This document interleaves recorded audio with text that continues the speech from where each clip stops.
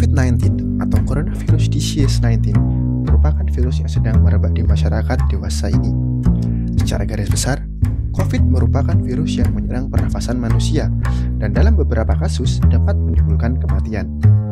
COVID-19 atau yang pada umumnya dikenal dengan virus corona memiliki tingkat penyebaran yang sangat cepat.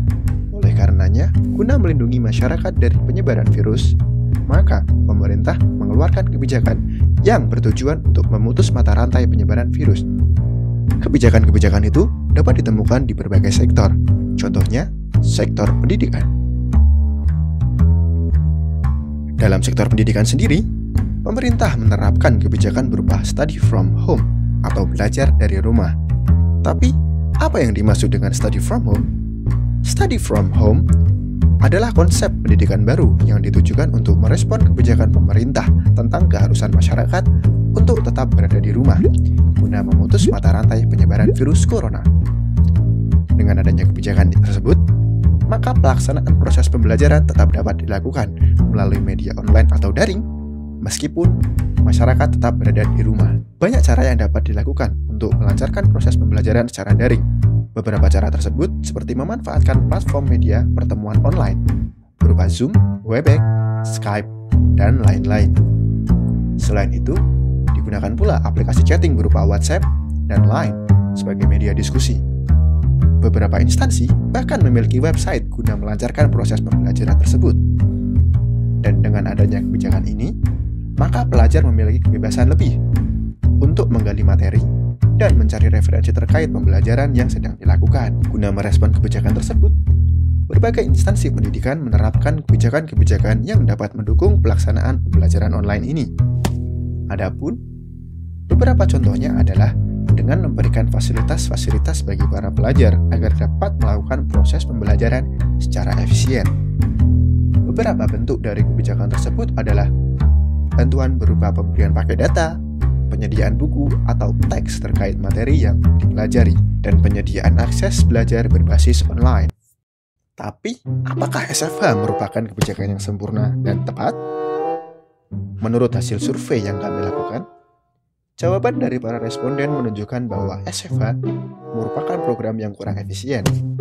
Hal ini dapat dibuktikan dari tanggapan para responden yang menyatakan bahwa hambatan terbesar dalam menghadapi sistem pembelajaran baru ini adalah ketidakmampuan pelajar dalam memahami materi yang diberikan oleh pemateri.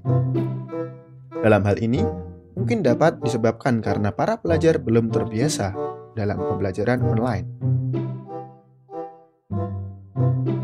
Permasalahan selanjutnya adalah ketidakmampuan pelajar dalam menjaga mood, sehingga pelajar menjadi bosan. Pada poin ini dapat dihubungkan dengan permasalahan sebelumnya, karena tingkat kebosanan juga memiliki peran penting dalam pemahaman atas suatu materi. Ketika pelajar diranda rasa bosan, tingkat fokus akan menurun, sehingga pemahaman terhadap materi pun akan menurun. Untuk mengatasi permasalahan ini, diperlukan terobosan baru dalam penyampaian materi oleh tenaga pengajar, agar antusiasme pelajar meningkat, dan dengan demikian pula, pelajar tidak menjadi bosan, sehingga lebih mudah dalam memahami materi yang diberikan. Permasalahan berikutnya, para pelajar mengalami permasalahan berupa lambannya akses internet. Pada poin ini, akses internet merupakan aspek utama dalam pembelajaran secara daring atau online. Tanpa adanya koneksi yang memadai, hal yang akan terjadi adalah pembelajaran menjadi tidak efisien. Dengan adanya permasalahan ini, maka semakin menguatkan jawaban dari para responden terhadap permasalahan utama, yaitu kesulitan memahami materi yang dipelajari. Tidak dapat dipungkiri, kecepatan akses internet di Indonesia sangatlah tidak merata. Sehingga, untuk mengatasi hal ini, diharuskan melakukan pemasangan akses internet berbasis broadband atau internet kabel. Selain ketiga masalah di atas, responden juga menambahkan beberapa masalah, di antaranya kurang konsentrasi, tidak dapat bertanya kepada teman atau tenaga pengajar secara langsung, tidak ada pendamping sehingga memungkinkan para pelajar tidak benar-benar serius dalam menjalani pembelajaran, kondisi rumah yang tidak kondusif, atau tidak mendukung pembelajaran hingga kurang semangat dalam melakukan proses pembelajaran. Lalu, dari survei yang kami lakukan, kami menemukan bahwa 21% responden merasa belum puas atas bantuan yang diberikan oleh instansi pendidikan terkait.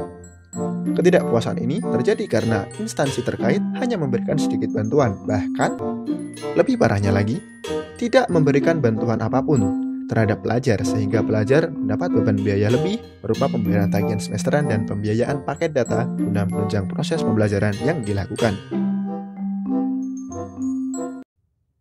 Tidak dipungkiri, kebanyakan permasalahan tersebut dapat timbul karena pelajar dan tenaga pengajar belum bisa membiasakan diri dengan kultur baru dalam proses pembelajaran. Oleh karena itu, diperlukan kerjasama yang baik antara instansi pendidikan, penyedia layanan internet, dan para pelajar sehingga proses belajar mengajar menjadi efisien. Karena apabila masalah ini tidak dapat teratasi, kemungkinan buruk yang akan terjadi atas permasalahan di atas adalah turunnya mutu pendidikan beserta kualitas sumber daya manusia di Indonesia. Terima kasih telah menonton video dan ulasan dari kami. Akhir kata, kami tim KKN Tematik 7239M UPN Veteran Yogyakarta pamit undur diri. Jayalah pelajar Indonesia!